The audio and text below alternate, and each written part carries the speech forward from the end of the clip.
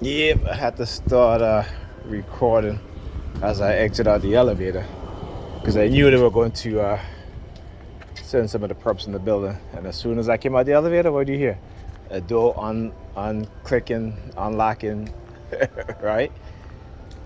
You hear the police siren, hear the ambulance. So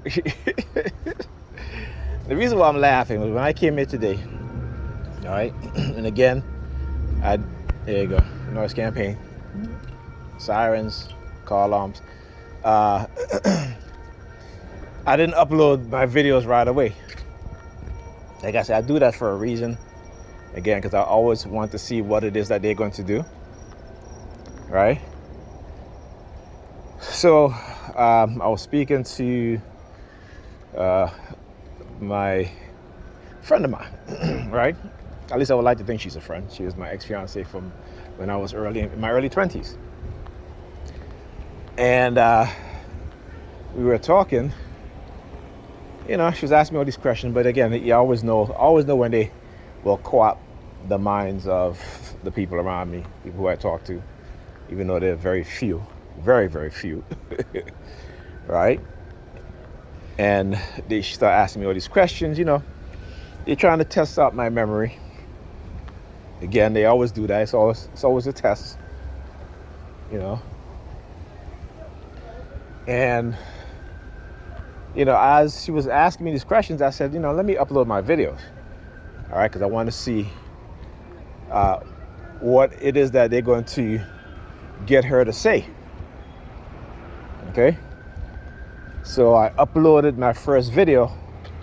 Then she was like saying, that's crazy. Okay, and I'm like, okay. Then I upload my second video.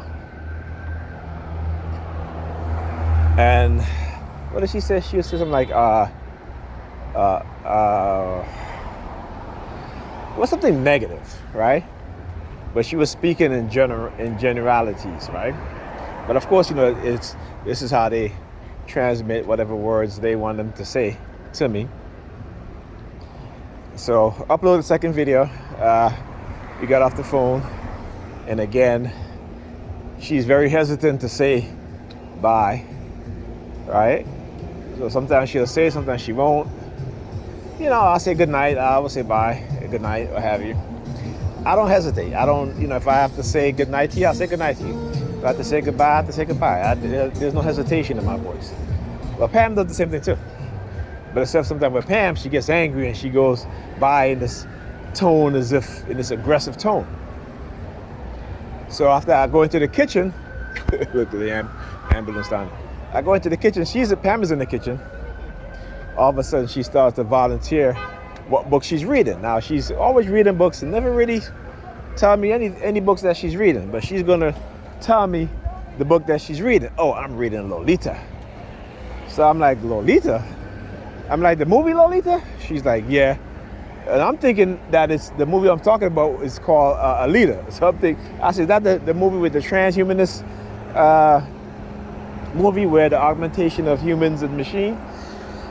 She's like, no. I was like, okay. I'm like, yes, it is. So she's like, no, but she's actually right, Lolita. So she's like, yeah, Lolita is it's an American classic, and it's about a pedophile in love with a 12-year-old, you know. And I'm like, that's an American classic?